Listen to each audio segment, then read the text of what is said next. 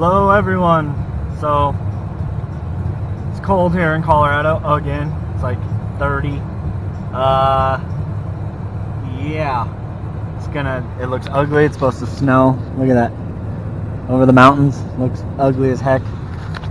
And it's super windy. Like I wasn't expecting, but bundled up, got a flannel on, got some thermals on, got my hoodie on, got my shell here. Windbreaker slash rain jacket shell,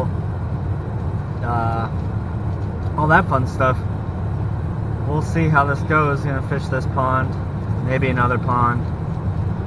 We'll see how flipping cold it gets. But anyway, yeah, let's get going. Well, that was a bad idea. Freaking could barely even get my truck door open. It was so windy. Got blown over. Cold and windy. Just wasn't gonna do it.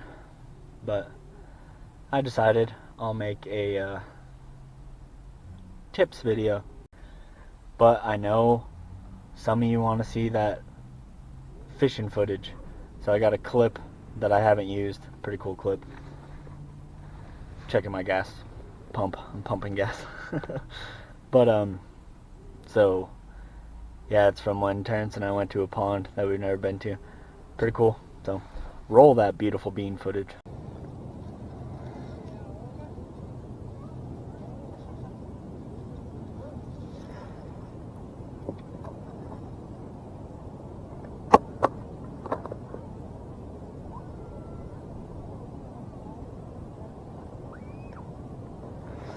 Oh shit. What the hell? Dude, that's not a bass. What the heck did we get?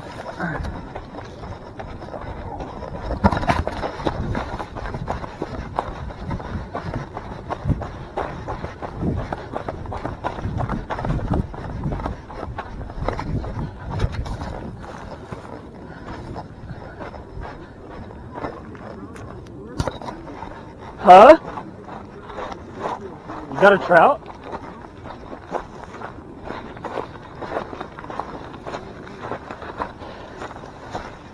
Oh, a carp. You snagged it? I'd pick him up. You gotta show the camera, dude. Here, you want to help? I don't know how well we hooked them. Let's see. Are they sharp? No. They're just like slimy. No. Nice. That's a nice big old fat carp, though. You can get the right hook on his head. I know. It's just that main one. It's not this one? No, it's just Oh, the main it's in there. Oh, looking. Yeah. That one's fucking right in his brain. Good. No. Here, you need to hold him tight or something. Maybe hold him on the ground. Go. There you go. Hey, well, thanks for the help, pal. Yeah. That was weird. I was like, That's pretty cool, though. I was like, what the hell did I hook? Yeah. I know when you yelled, I was watching you and I was like, I could kind of see that it was, I was like, it's not a bass. It's definitely not green. I know. I was like, what the hell is that? So that's why I was like, well, I'll run over there and find out. I was like, hello again. This camera is weird. I gotta get a tripod. Ugh. It's probably gonna be a little crooked. That's just gonna have to work. Hold on. I'll fix that. That might be better. But anyway, also before we get into this wall is gonna look a lot better. I'm getting something pretty freaking awesome. Sometime we'll see whenever it comes in, but it's gonna go on that wall with my rods, and I got all my freaking tackle back there and all that stuff. But it's gonna be a lot cooler of a backdrop. So whenever that comes in, I'll make a video on that when that comes in.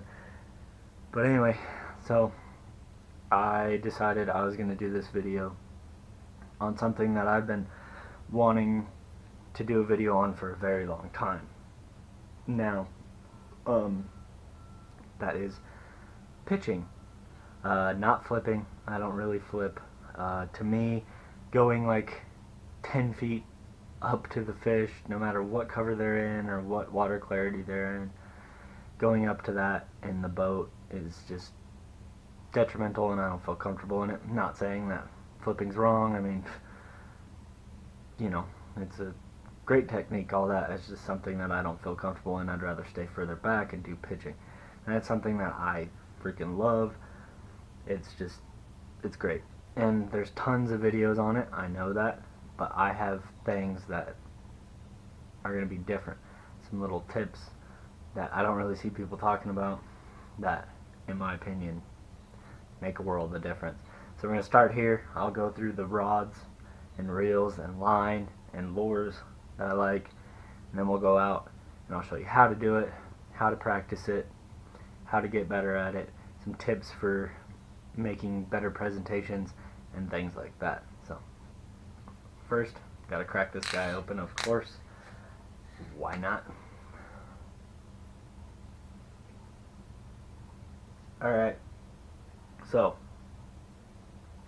we'll go from the rod and reel all the way through the line that I use all the time. We'll talk about that. And the lures that I pretty much use all the time. Alright, there's two rods that I like to use. First one is when the cover isn't really heavy, and this is a rod and reel that I use for top water mostly, but I also do use it for this technique, or also casting jigs and stuff like that, when the cover's not super heavy. And so this is a medium heavy, 7'3". Both of these are 7'3". I am a shorter guy. To me, 7'6" is just too big to be. It's a lot of rod for me to deal with. 7'3" is perfect, and I love them. But you can go up to like 7'6", okay?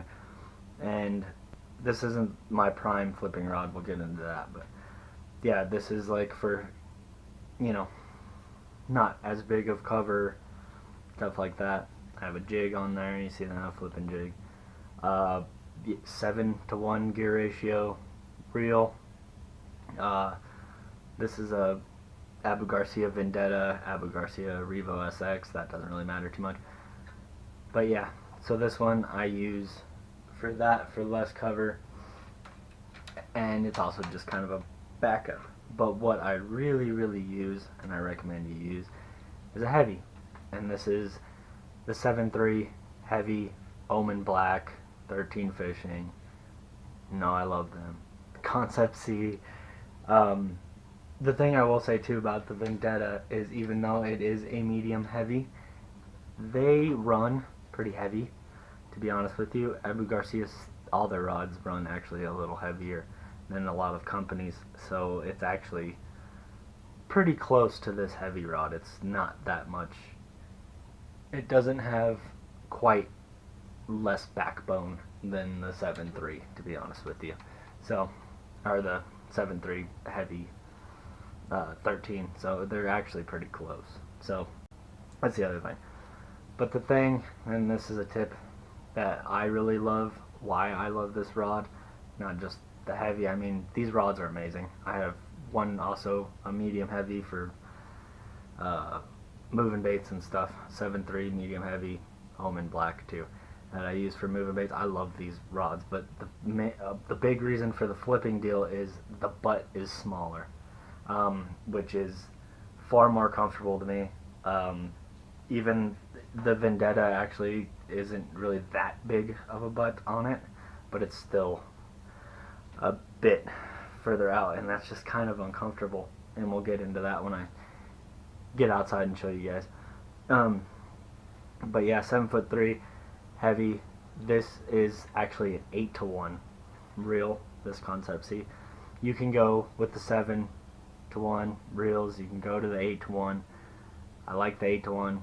I really like the faster reels.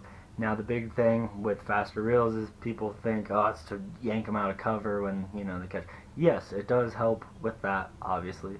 Pulling them out of the cover, make sure they don't wrap you around sticks and stuff. I mean, here most of the time when I'm flipping and pitching, it's just brush piles, falling down trees. We don't I don't punch mats. We don't have mats here, really. There's a couple spots where there's some thick grass that comes up, but not really real thick mats.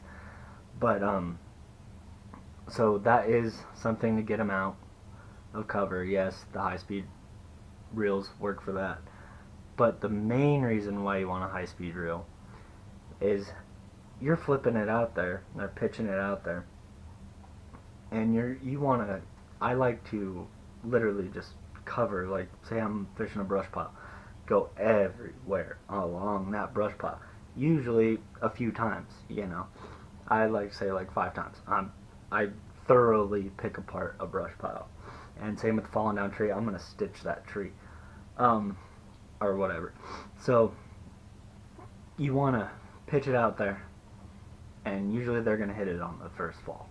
To be honest with you, I let it sit for a few seconds. Sometimes I might let it sit 10 seconds, whatever. Let it sit there.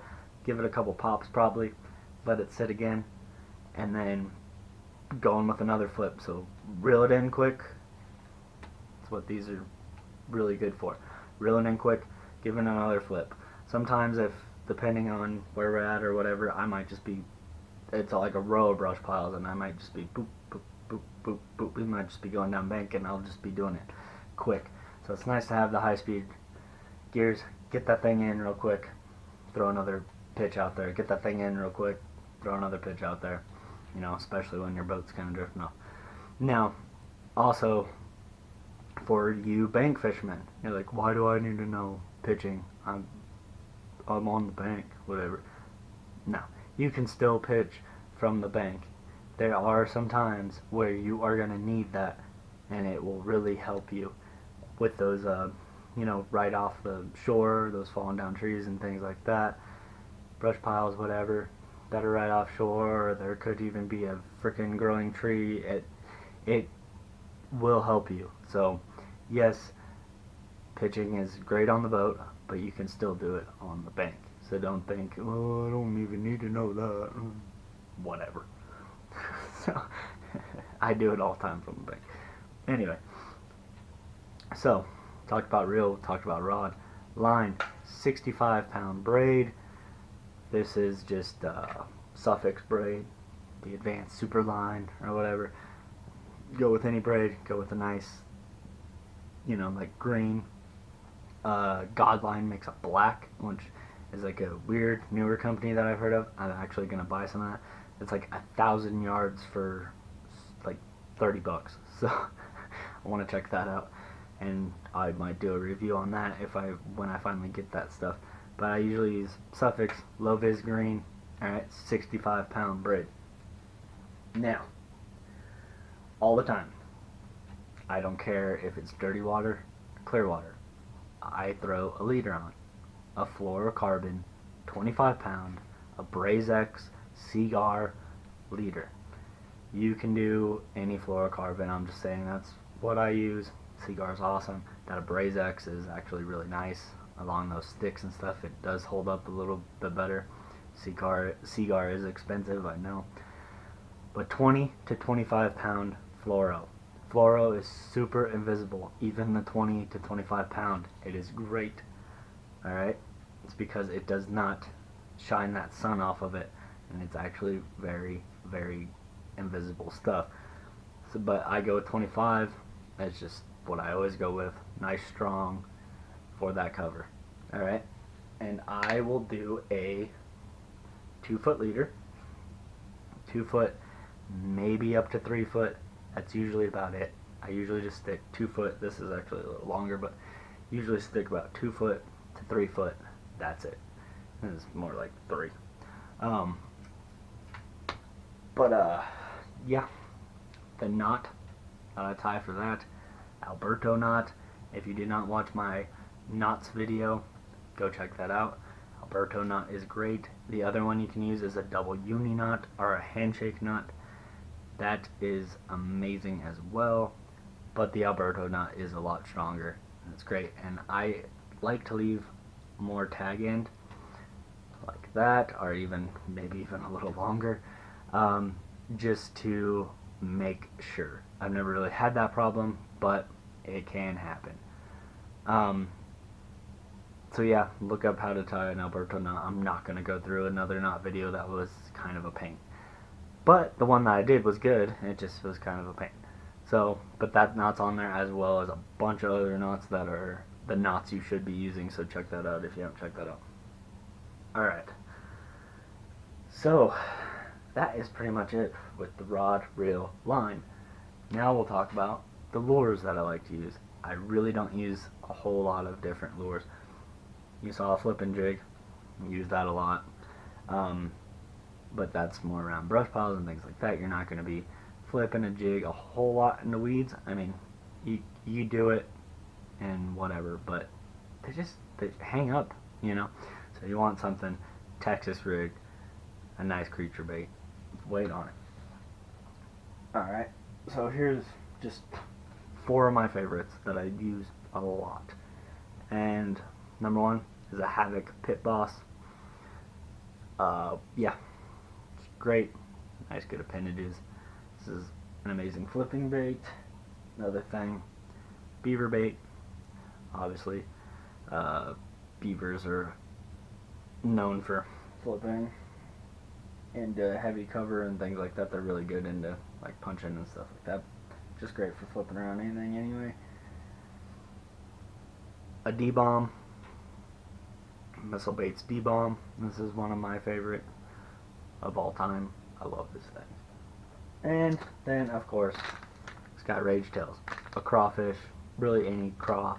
I'm very partial to the Rage Tails. These are on white. Got a bunch of these because hoping to do some sight fishing. Hopefully find good enough water for it this year.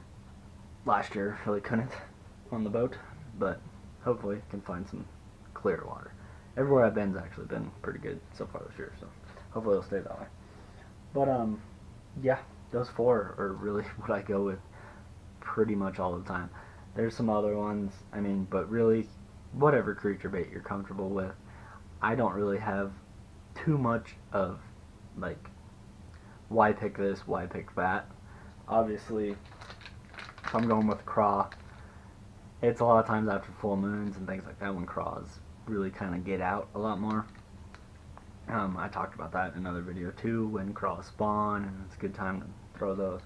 But and craws, they really work all the time, to be honest, but that's a lot of times when I'm like, definitely I'm going to throw like a Rage Tail or some crawfish. I throw a couple others too. But really all these can kind of imitate craws more.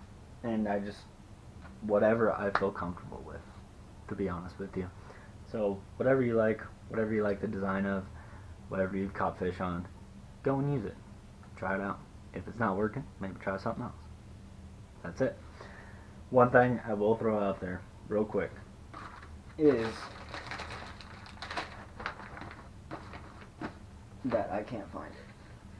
I don't know what happened to it. I might have left it on the bank the other day. I would be very, very upset. Nope, I did not.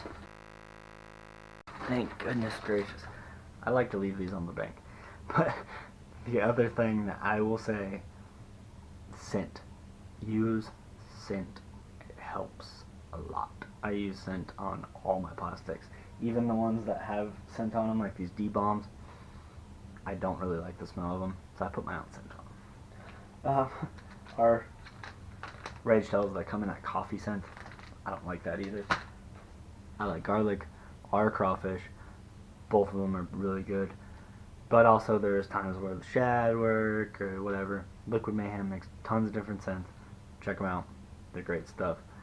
Really use garlic a lot. And I use that on all soft plastics and all that stuff. I even rub that stuff on crankbait sometimes. So, scent. Use it. Really important in flipping. But anyway, that's pretty much it. Oh, actually it's not. Weights. If the cover is not that heavy, I stick to 2 weights pretty much. A 1/4 ounce and a 1/2 ounce. This is actually a 1/2 ounce, but I pointed at it when I said 1/4 ounce. But a 1/4 ounce and a 1/2 ounce. And if the cover is very scarce, like those brush piles or whatever, then I'll probably just go with the 1/4 ounce. something to get in there a little lighter or whatever. Or sometimes they're not hitting that, maybe they want it a little quicker, things like that, and then maybe switch up to a 1/2 ounce. But that's pretty much all I stick with, because like I said, we don't punch mats in Colorado. We don't really have mats or anything. I do have 3/4 in my thing. They rarely get used. There's sometimes I might use them. Maybe that heavier, some of those heavier weeds and things like that, or heavier cover, I might use them. But really a lot of times I just stick with 1/4 and 1/2. And hooks, yes, I do. Everyone always says use the flat shank hooks and all that. I don't actually use them. I use those Gamakatsu with the round. Number one, just because they're easier to find. You can find them at any tackle shop, and most of the time when I'm buying hooks, I'm just running to the tackle shop and buying them real quick. These freaking Gamakatsu in EMG hooks are freaking everywhere, and you can buy them in huge bulk bags, and they're awesome. They're amazing hooks. I mean, we all know that. So, and everyone says use the more straighter ones. They don't hang up as much. I really don't have a problem with these, to tell you the truth. If you, again, if you're punching and things like that, then yeah, you probably do. But for the cover, I fish and things, these actually do just fine. So, but yeah, I stick with 3s or 4s. That's it. So this video is running a lot longer, but I want to make sure you get all the tips that you need. Everything. I'm going over everything. So we'll put a second part. I'll do a second part where we get out there outside. I'll show you all the techniques. Very important stuff. The more important probably than what was in this video. But get out there, show you the techniques, how to practice, what I do to get those perfect, gentle presentations into the water, what I do to make sure it falls right, all that sort of stuff that you definitely need to know. So wait for the next video. Definitely check that one out. Click on my logo in the upper left hand corner to subscribe. In the upper right hand corner is the last video I made. In the lower right hand corner there's a video I know you'll enjoy. And make sure to hit that like button down below as well.